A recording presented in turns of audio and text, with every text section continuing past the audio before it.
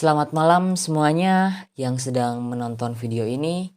Perkenalkan, saya Rizali Kurniawan Pratama dari Universitas Airlangga.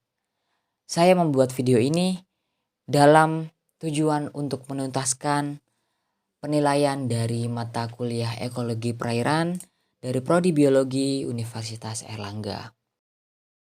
Apa yang akan saya bahas adalah mengenai pencemaran dari Sungai Brantas. Sungai Brantas adalah sebuah sungai yang mengalir di Provinsi Jawa Timur, Indonesia. Sungai ini merupakan sungai terpanjang kedua di Pulau Jawa.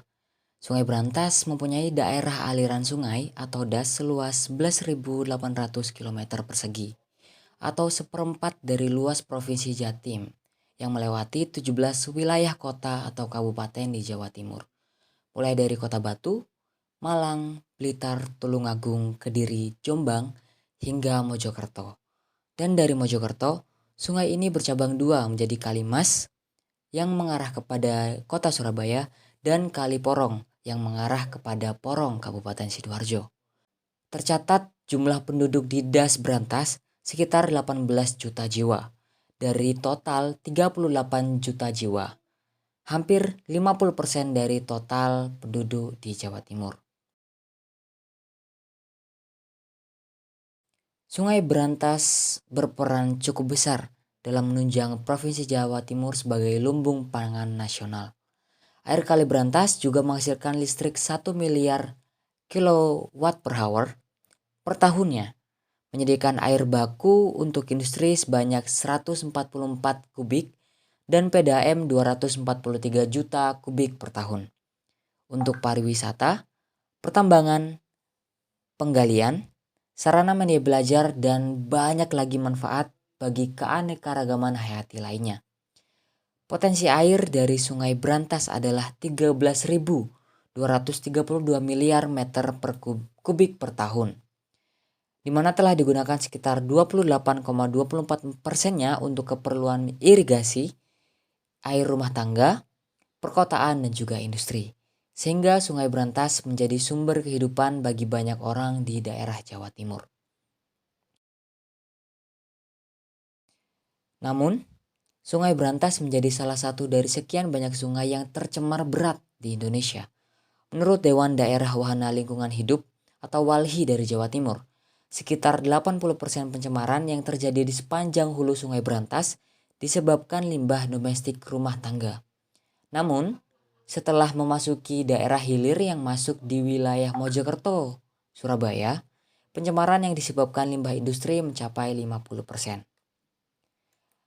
Dalam penelitian yang menyasar dari bagian hulu hingga hilir Sungai Brantas oleh kelompok lingkungan Ekoton, didapatkan 5 permasalahan utama. Pertama, masalah di hulu Sungai Brantas adalah alih fungsi lahan dan illegal logging. Kedua, maraknya bangunan liar yang berdiri di bantaran sungai. Ketiga, pencemaran domestik yang berasal dari rumah tangga. Keempat, pencemaran limbah industri yang melebihi baku mutu. Dan yang kelima adalah masalah ikan yang mati massal karena masalah-masalah di atas. Kehidupan perairan Sungai Brantas selalu menjadi fokus utama oleh para pemerhati lingkungan. Salah satunya Ekoton. Melalui Ekoton, kita sebagai mahasiswa yang memiliki fungsi sosial kontrol dapat meniru setidaknya 3 langkah taktis sebagai solusi nyata bagi Sungai Brantas, yaitu penelitian partisipatif, edukasi masyarakat, dan advokasi kebijakan. Penelitian dilakukan untuk menghasilkan data yang valid dan juga saintifik atas kondisi kerusakan lingkungan beserta penyebab dan dampak yang nyata yang terjadi pada Sungai Brantas. Dengan data yang dihasilkan tersebut akan menjadi dasar pada gerakan-gerakan selanjutnya. Penelitian dapat dilakukan melalui pendekatan fisiko-kimia seperti pengukuran parameter kimia fisika maupun riset sosioantropologi melalui kebiasaan dan juga tingkah laku di masyarakat. Yang selanjutnya, edukasi. Edukasi berperan vital dalam menjaga lingkungan melalui lapisan masyarakat secara partisipatif dan juga aktif.